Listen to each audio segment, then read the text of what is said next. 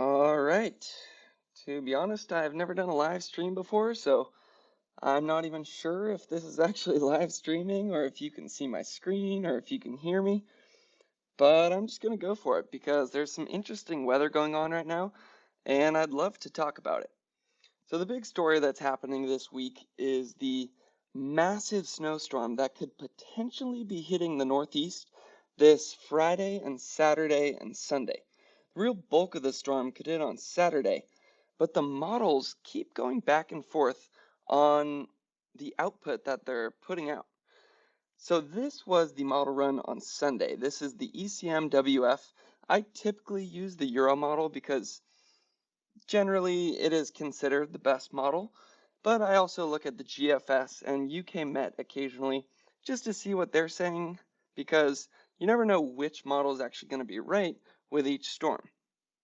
So this was the ECMWF on Sunday at 0Z. That means the run was Saturday at about 7 p.m. East Coast time. And this is what it was saying. It was saying it was going to be a massive snowstorm. And if you saw my forecast video from a couple days ago, I was pretty excited because this looked like it was going to be a very exciting storm. You can see this one bullseye here in Massachusetts. That's a that's up to 2 feet of snow right there.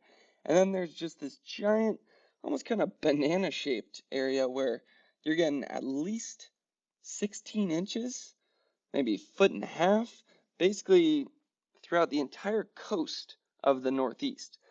And the best thing about this storm is it was going to be impacting the area that has really been missing out on snowfall recently. Typically, we've been seeing the lows sitting over central Maine right here, and what that does is when a low is right here, I meant to say central New York. So when the low is in central New York, it brings the cold air down on the left side of the low because it's counterclockwise. But then on the right side of the low, it's been bringing the warm air in from the Gulf Stream. So really, the last 4 or 5 winter storms that have hit the Northeast, this whole coast has been missing out because it's been getting too much of that warm air pushing in. And the great thing about this storm is the low wasn't in central New York. The low is showing up more in the Atlantic. So that cold air is being pulled right down on the coast, which was allowing for this huge accumulation to show up. But as you'll see, the next model run basically just ruined this storm. So take a good look at this one. This is the run on Sunday. This is my forecast video I made where I was so excited because I thought we were finally going to get a massive northeast snowstorm. I've been waiting weeks for this kind of thing. And that's the next run. So it went from looking like that, 2 feet of snow from South Massachusetts up into Maine, to that, where Massachusetts is barely getting an inch, and then there's one little bullseye in western New York. That's mostly due to the lake effect. That right there is Lake Ontario. And you think about the winds going around this low. The low's over here where you see this bullseye, the bullseye that is no longer over Massachusetts, and the winds would be coming down like this. So the winds would be going over Lake Ontario, giving a little bit of a lake effect to western New York. But as you can see, the bullseye has moved off, and that's because the low has moved farther into the Atlantic. Before, right here, the low was basically right over Massachusetts. So the bulk of the storm was just bringing that cold air down, and it was just smashing the upper Northeast with up to 2 feet of snow. And now all the different models have something like this. They have the low moved farther out into the Atlantic and maybe an inch possible in eastern Massachusetts. Really, really disappointed to see. So that is the ECMWF. This is the run on, it's initialized Monday. This is initialized today at, it was today at 7 a.m. East Coast time. That's when this model run came in.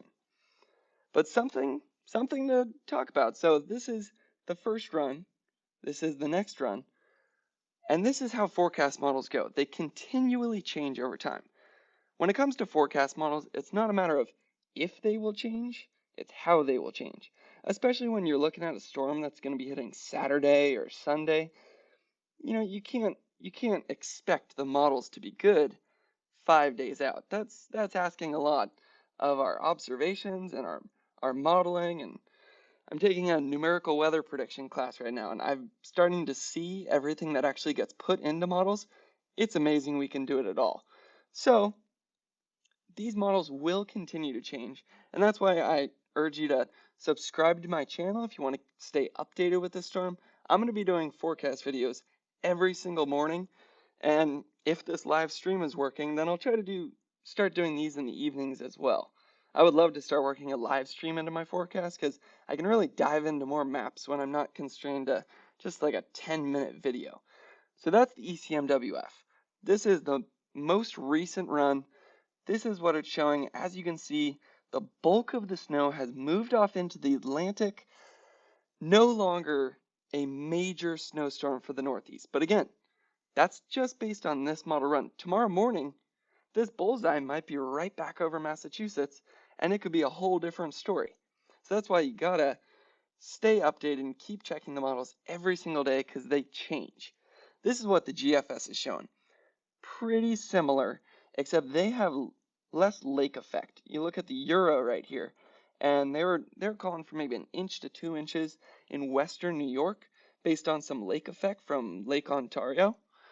Well, if you look at the GFS, they don't really have any of that showing up. And they have pretty similar accumulations for Massachusetts, even a little bit less. They have maybe 1 inch in the very tip of Massachusetts, closest to the low. That's where the low is. But you see, they also have less snowfall forecasted for even in the bullseye. Where we saw the Euro, this is showing some dark purples right there. That's getting into the maybe 1.5 foot. GFS, it's a little bit lighter. That's more probably like 1 foot of snow. And again, it's completely moved off the coast. So both models are in agreement that the low is going to be moving further into the Atlantic. And again, that's just as of right now. It is going to change. And it's interesting to look at the UK Met. They have this thing set up a little bit differently.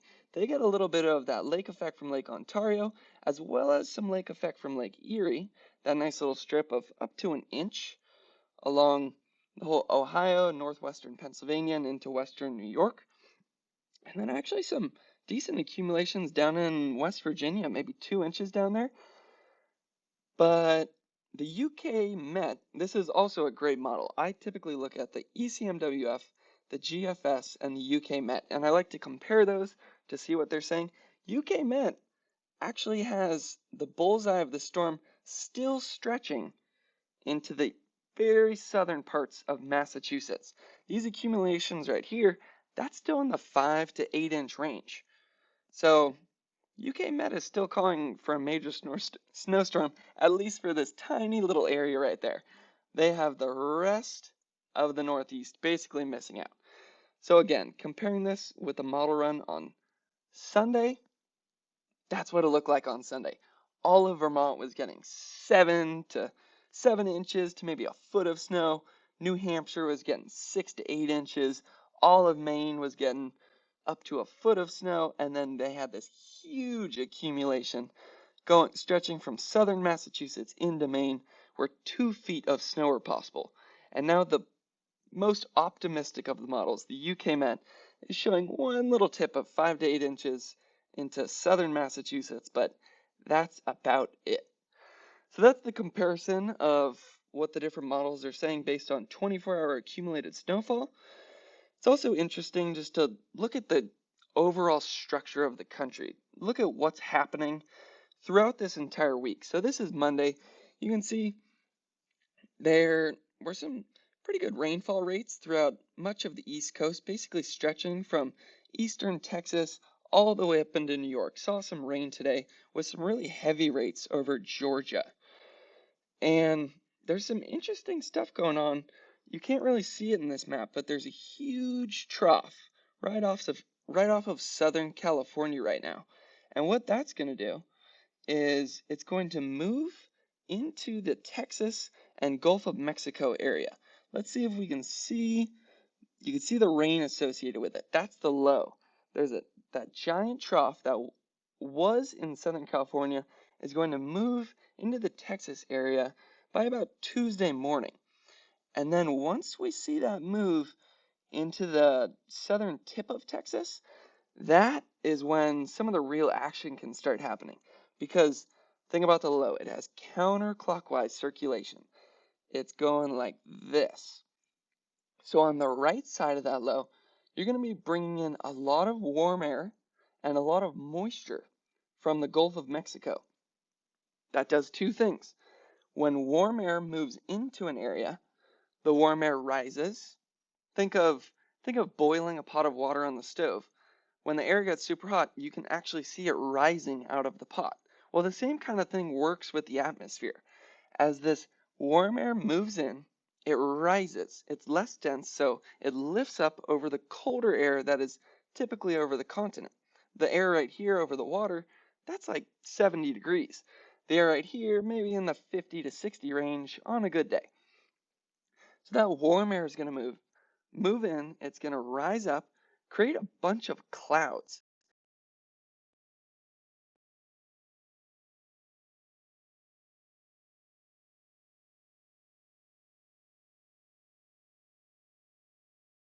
Phone call, so my ringtone started going off. Hopefully you guys can still hear me. I'm going to wait for this phone call to end just to continue talking about the maps because I'm not sure if you can hear me or not. Alright, phone call should be ending, and it ended. Okay, getting back into the maps here. Sorry if I cut out for a minute there. I was receiving a phone call and I think it was messing up my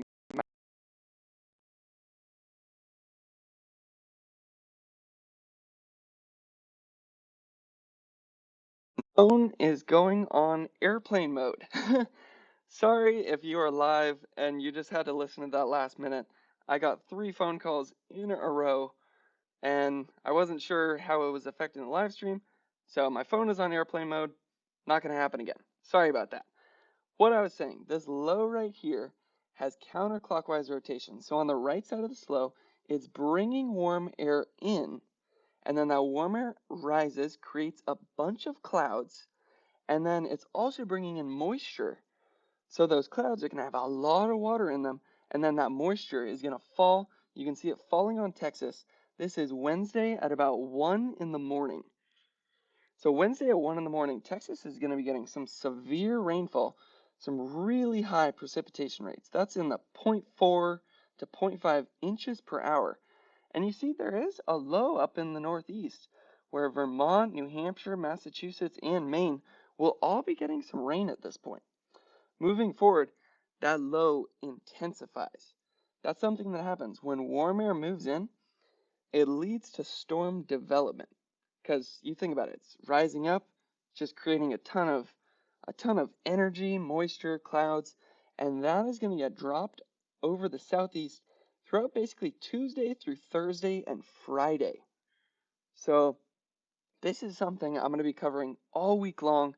You're going to want to check back my channel every morning because this actually might end up being the big story of this storm. If it doesn't pan out for the Northeast, if that low keeps on moving farther out into the Atlantic like it is trending right now, the big story could actually end up being in the Southeast, where, if you remember, the last 2 to 3 weeks, it has basically been nonstop rain down in the Southeast. Nonstop rain down there. There's been flooding.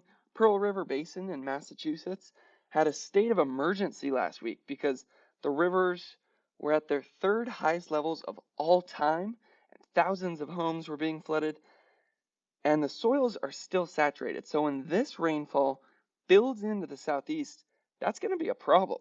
There's going to be most likely a lot more flooding associated with this, and you can see it doesn't just move off. This is now moving into Wednesday at 1 p.m. The low is just kind of hanging out over Texas for about 3 or 4 days. And you can see really high rainfall rates building into Louisiana, Mississippi, Alabama. Again, this is Wednesday at 1 p.m.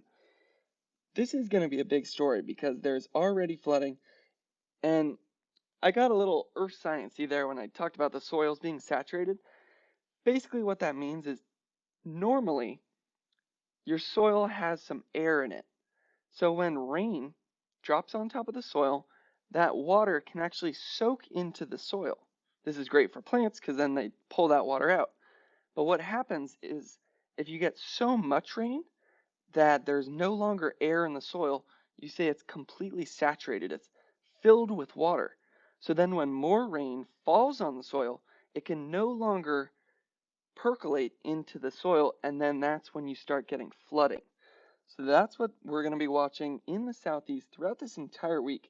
This is now moving into Thursday at about 1 in the morning. And you see the low still hanging out over Louisiana, heavy rainfall rates into Mississippi, Alabama, and Georgia.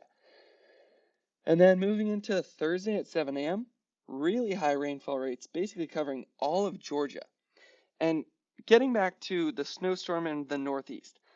You might have thought I'm getting off topic and on a tangent here, but it's all connected. The whole story works together. And this is how it works together. This low over the southeast, heavy rainfall, lots of warm air coming in, that leads to storm development, lots of moisture coming in, that leads to a lot of water that can later fall as snow, and just energy in general. A lot of warm air and moisture just gives this low a ton of energy. While this low is going to be moving through the Midwest. You can see actually some decent snowfall rates for Wisconsin. And then what this low is going to do is bring in the cold air. So it's pretty interesting to look at. This one is going to be bringing in energy to the Northeast. This one is going to be bringing in cold air. And that's why originally this first model run was showing 2 feet of snow, because this was looking like the perfect storm. It was looking like these two lows were going to collide and just explode over the Northeast. Well, in that original run, this low was coming up and just hugging the coast. And as you'll see here, now it is moving farther off into the Atlantic. So in the past, these two lows, you can still see them separated here. They were just going to meet right over Pennsylvania and just explode over the Northeast. Now, this one is kind of moving into the Atlantic, and then this one is slowly just getting absorbed into it. So it's less of a collision and explosion over the Northeast, and more of this one moving off and then that one just sort of getting pulled through with it. Still interesting to see though. It's showing 977 millibars. That is still a very low. So some of these snowfall rates building into Massachusetts, it still could drop some good snow on the region. And it would be interesting to see if this low can just hug the coast like that original model run was saying. And then we're going to get back to more of a picture that looks like that. It all has to do with how much this low decides to hug the coast. Because the two things are there for a massive northeast snowstorm. This one has the warm air and the moisture. It's going to be even picking up more as it moves up right here because it's going to be getting that Gulf Stream moisture. And then this one is going to be bringing in the cold air, which we'll take a look at in a second. Just looking at these two systems colliding now, you can see this is Friday at 1 in the morning. This is the more northern low. You can tell that because the precipitation is snow, and that's because it's associated with that cold air. This is the more southern low, and that precipitation is rain because it's been collecting all the warm air from first the warm tropical Pacific, and then the Gulf of Mexico, and then the warm Gulf Stream. So lots of warm air associated with this low, and they are going to combine right about here. This is Friday at 1 p.m. And you can see northeastern Pennsylvania getting maybe 0.05 to 0.1 inches of snow per hour. And then parts of central New York possibly getting 0.1 inches per hour of snow as well. And actually some really heavy rates building into West Virginia. That is pretty significant right there. That's like 0.2 and greater inches per hour of snow. And that's dealing in inches per hour, so you can only imagine what you can pick up in an entire day of that. Again, that wouldn't be for an entire day, because that's going to move through, and it's a very isolated region, but something to note. And you see mostly rain in New Jersey, whereas the earlier model runs were showing at this point, New Jersey was even covered in snow. So moving into Friday at about 7 p.m., northwestern Pennsylvania, northeastern Pennsylvania, getting some decent snow with this one, as well as eastern parts of Ohio, and basically all of western New York. The majority of this snow right here, if anything saves this storm, it's going to be lake effect, because the winds are going to be coming through these isobars, lines of constant pressure, right over Lake Ontario and Lake Erie. So that's where all of this snow is coming from. What happens with lake effect is the air that's typically really cold and really dry moves over the lake, which is warmer, especially when it's not frozen like it is right now. When that moves over the lake, it's the same kind of concept as why the Gulf of Mexico is leading to storm development in the southeast. It moves over and collects a bunch of warm air and moisture that's over the lake. The lake is warmer than the surrounding continent. So once it collects that warm air and moisture, it rises up, creates clouds, and then there's cold air present over the continent so that precipitation can fall as snow. That's basically lake effect in a nutshell. Moving into Saturday at about 1 a.m., you can see that low sitting right there, 977 millibars, so still a really low. And some snow moving into Connecticut and eastern parts of Massachusetts, while western New York still gets a little bit of that lake effect from Lake Ontario. So there's still some snow associated with the system. It's not a complete dead yet. And again, the models are going to change. This is just the latest run. This is showing Monday's run, and tomorrow morning, it could look entirely different. This low could have moved up into the central parts of New York. You never really know this far out with a storm. The models are going to change. So if you're just tuning in, the models, this is what I'm going over. The models keep changing, and they're going to change throughout the week. It's not a matter of if, but how. So if you want to stay updated with this storm, you can subscribe to my channel at Hold Hanley Weather. I do forecast videos every morning, and I'm going to try to start doing live streams like this every evening. It'll depend on this live stream is actually working. This is the first one I've done, so hopefully you guys can see my screen and hear what I'm saying. I'm hoping for the best, really, just kind of winging it. So, this is the model run for the GFS, the one we were just looking at. This one is the Euro. And you're going to want to remember this screen right here because this is Saturday at 1 in the morning. This is when the storm was saying really the bulk of it was going to be hitting. So now let's take a look at what the GFS is saying. GFS has actually a stronger band of snow as it first starts to build into the region. With the Euro, we saw maybe 0.05 inches per hour. This is more like 0.1 inches per hour as it builds into the region. And again, this is the more southern low. Its precipitation is rain because it has all the warm air from the Gulf Stream. This precipitation is snow because it is bringing that cold air down from Canada. These systems combine at about Friday at 1 p.m. So the timing of this storm, both models are basically saying the same timing for when these two systems are going to collide, about Friday at 1 p.m. And you can see GFS actually has heavier snowfall rates as this storm starts out. Later in the model run, they have less accumulations in Massachusetts, but to start it out, they actually have more accumulations and covering a greater area. You can see basically all of western New York getting 0.1 to 0.2 inches per hour. Most of northern Pennsylvania is getting snow, basically all of West Virginia, as well as some parts of New Hampshire at this point. And again, that is mostly due to the lake effect right there. Oh man, look at that bullseye right there. GFS is calling for 0.2 to 0.4 inches per hour, and this low dropping down to 970 on Friday night at 7 p.m. So all we're hoping is that this low can move a little bit closer towards the United States, a little little less into the Atlantic, so that bullseye can drop right over Massachusetts. That's what the models were originally showing when it looked like this, but now it's moved farther off, and Massachusetts still getting some snow. So you got to be happy at least with that. Massachusetts and Connecticut have really been missing out recently because typically, see how this low is in the Atlantic? That's going to be bringing down the cold air on the left side of the low. A lot of the winter storms we've been seeing recently, the low has been over central New York. So on the right side, the counterclockwise circulation, it's bringing up the warm air, and it's been keeping this whole coastline extremely warm during basically every single winter storm. So Massachusetts, if you live in Boston, you got to at least be happy that you're going to be getting something with this storm. At least that's what this model is saying. And then the GFS has this moving off by Saturday at 1 in the morning.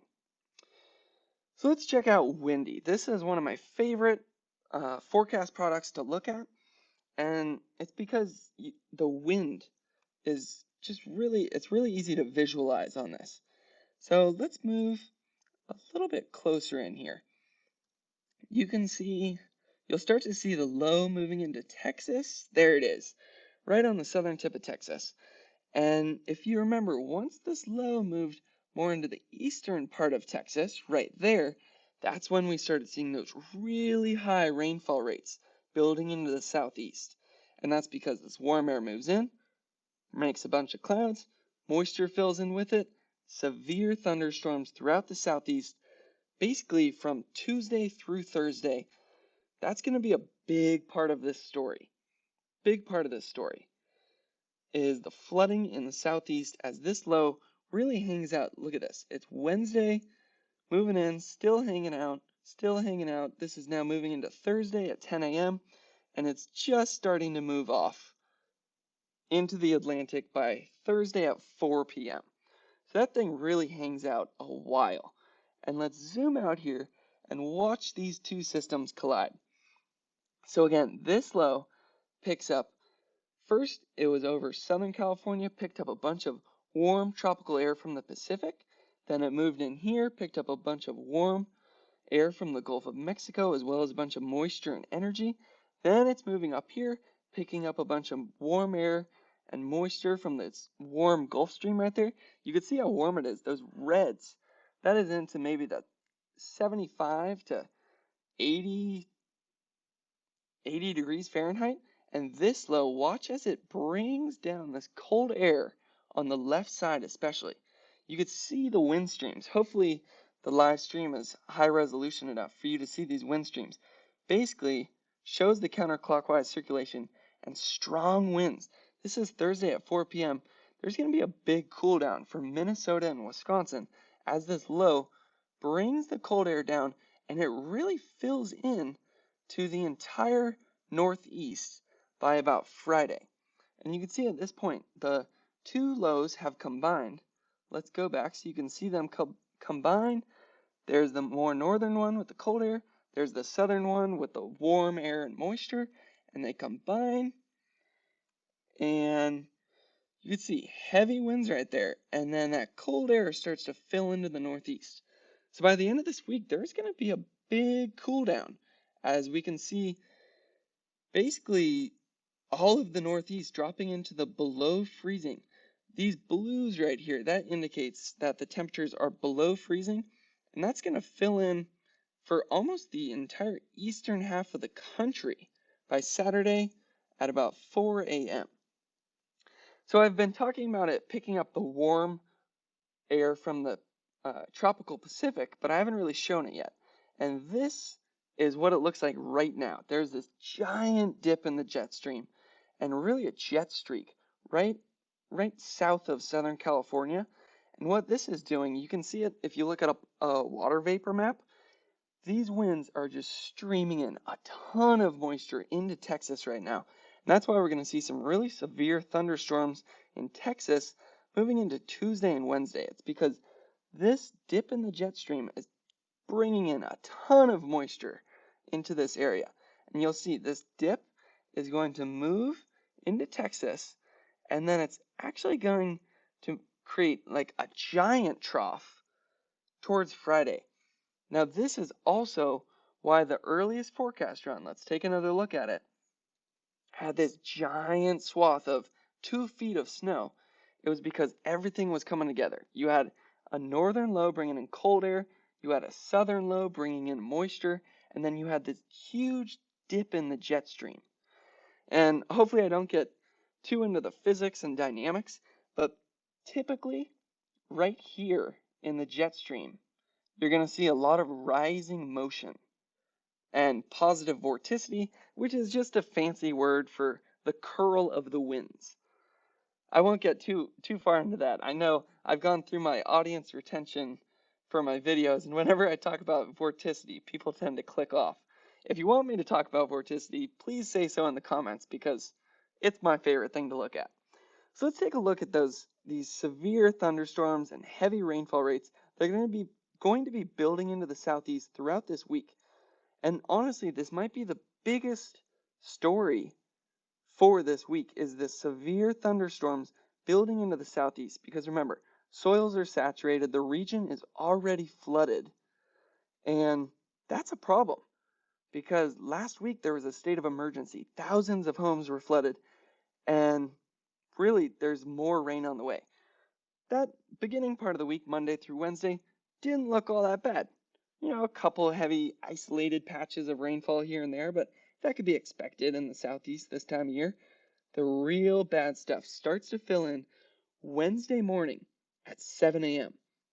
You can see this huge band of heavy rainfall. That's about 0.2 to 0.4 inches per hour, where you see the oranges. That's where it's really heavy rain, building into maybe the 0.5 inches per hour. And this is basically all of northern Louisiana, building into Mississippi and Alabama. And if you remember, the Pearl River Basin in Mississippi right here, that is what had the state of emergency last week because there was extreme flooding, and you could see.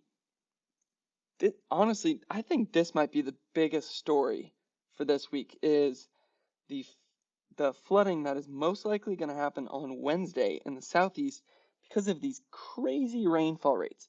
Look at that. That's about 0.5 inches per hour. Per hour. So you can imagine what you pick up an entire day. And that's the thing. It is going to continue for long periods of time because this low, it's still just hanging out in Louisiana.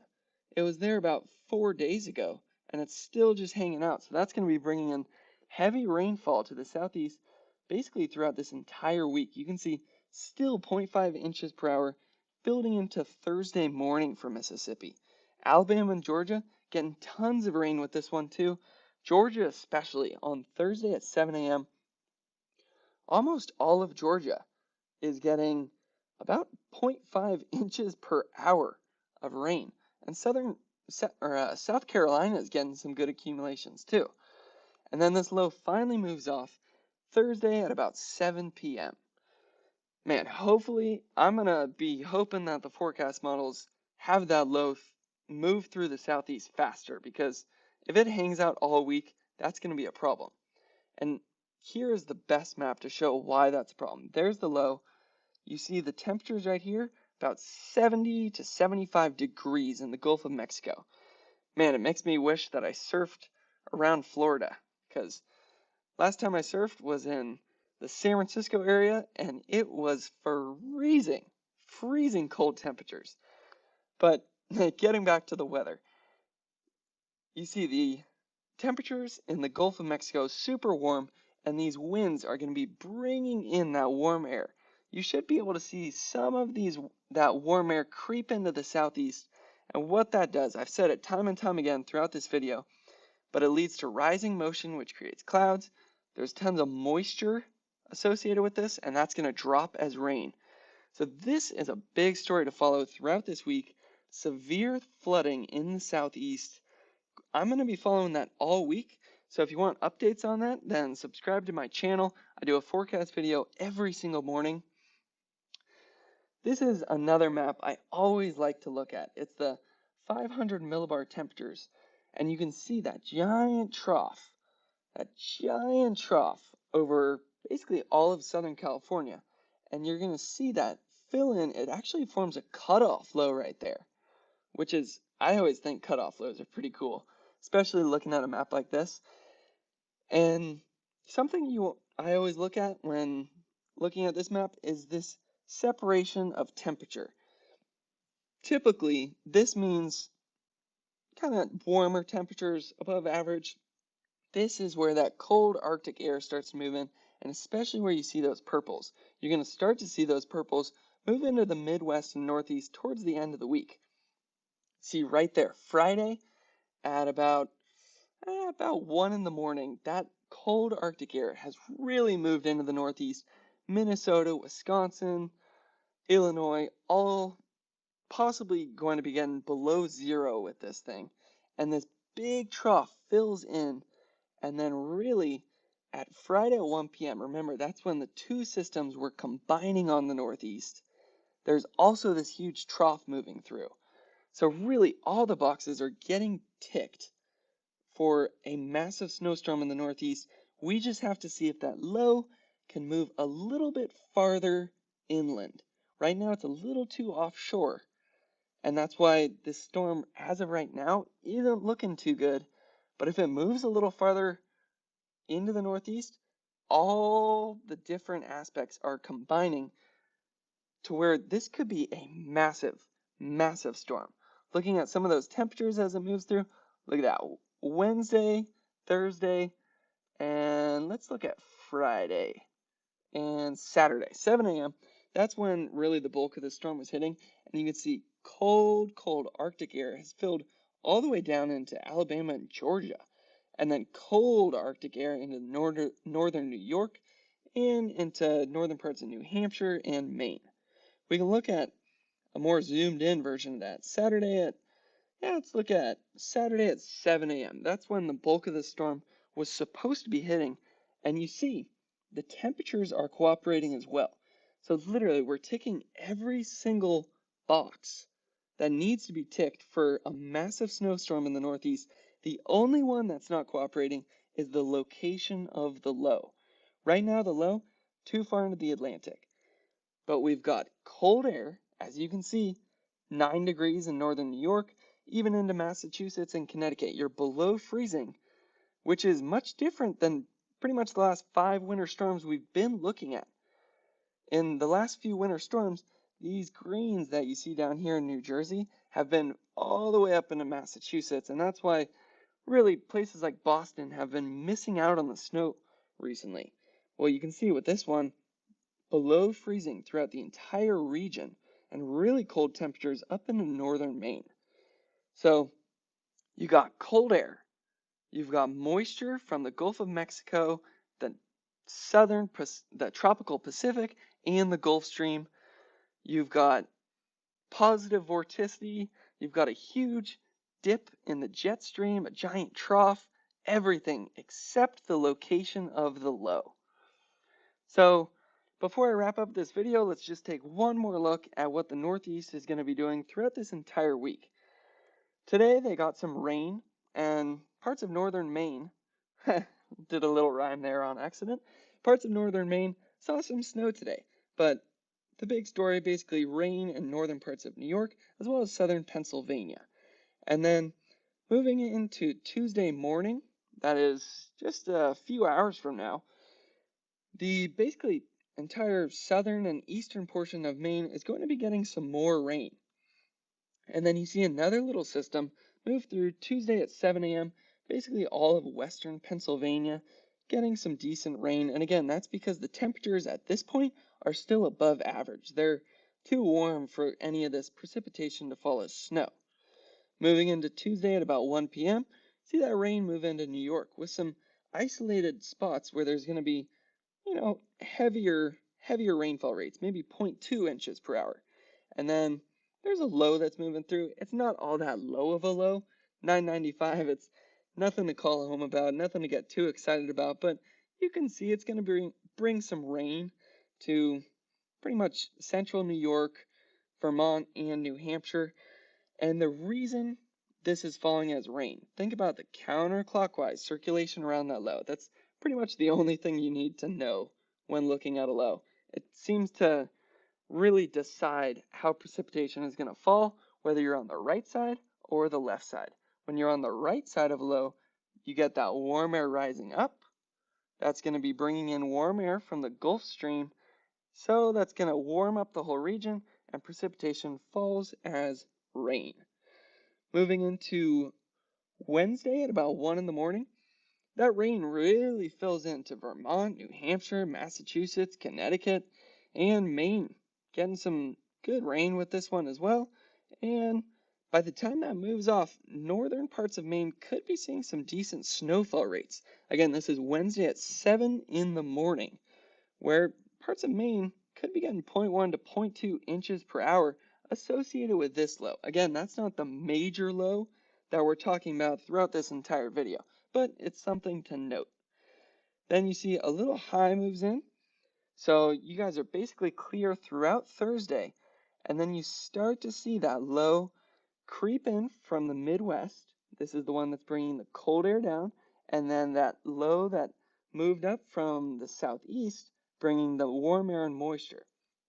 Those two are going to combine on Friday at about 1 p.m., bringing in some, decent snowfall to central parts of New York and northeastern Pennsylvania. Again, this is Friday at 1 p.m. Some snow for central parts of New York, northeastern Pennsylvania. And then watch as we move in to Friday at 7 p.m. This storm isn't a complete dead yet. And the forecast models are going to continue to change, so you're going to want to stay updated with this storm by subscribing to my channel. I'm going to do a forecast video tomorrow morning. But, this storm is still showing some snow accumulations moving into northwestern, northeastern Pennsylvania, as well as basically the entire western part of New York. And the majority of this, again, it's all due to that lake effect. The low is down here, so the winds are coming down from the north. And that's going to be bringing down cold air over the warmer lakes. That air is going to rise up, create clouds, and drop some snow on western New York and northwestern Pennsylvania. So that lake effect is due to Lake Ontario right here and Lake Erie right there. Hopefully this live stream is high enough resolution that you can actually see that. And then right here, Saturday at 1 in the morning, this is when the bulk of the storm was supposed to be hitting. Now it's not looking too good. But again, this is just this forecast run. The forecast models will change throughout this entire week. You can see Massachusetts and Connecticut getting some snow with this one as of right now. That's what the forecast models are saying. So, can't complain. That's something. It's more than they've been getting recently with all these winter storms that have been moving through and giving them rain because it's too warm. So let's look at one final look, some of the snow accumulations. Remember that one low that moved into Maine earlier in the week? This is Tuesday. Maine could be getting maybe an inch up to 2 inches with that one. And then northern parts of Maine, actually by Wednesday at 1 p.m., the very northern tip of Maine could be getting 5 to 8 inches. Very northern tip. And then basically all of the northern half of Maine could be getting 2 to 3 inches with that one low that moved through on Wednesday. But again, that's not the big one we're talking about. Wow, those rates or accumulations really start to fill in towards Thursday at 1 a.m. Northern Maine. A larger area is getting 5 to 8 inches, maybe even a foot of snow in some places. But again, that's not the major one we're looking at. The major one we're looking at is this one filling in on the left side of the screen here. And, that's some decent snowfall for the western part of New York and northeastern Pennsylvania. West Virginia could be getting 5 to 8 inches with this one. And again, with this lake effect snow, you could be getting up to 5 to 6 inches in parts of western New York. And that's, again, associated with the lake effect coming off of Lake Ontario and Lake Erie. But that's the bullseye that we want to see move into the Northeast. So if you're just tuning in, basically the early forecast model looked like this. It looked like this, basically 2 feet of snow from the southern tip of Massachusetts up into Maine, all of Vermont getting up to a foot of snow, all of New Hampshire getting 8 inches of snow, most of Maine getting 8 inches of snow, and this huge swath of possibly 2 feet of snow. Well, as it turns out, that isn't what's forecasted at this point in time. At this point in time, the low has moved off into the Atlantic. That bullseye is now way over here, and basically just the southern tip of Massachusetts could be getting an inch. So they went from 2 feet of snow accumulations to about an inch. Pretty disappointing, but again, forecast models will change. I guarantee it, and I will keep you guys updated. So if you want to stay updated throughout the week, I do forecast videos every single morning.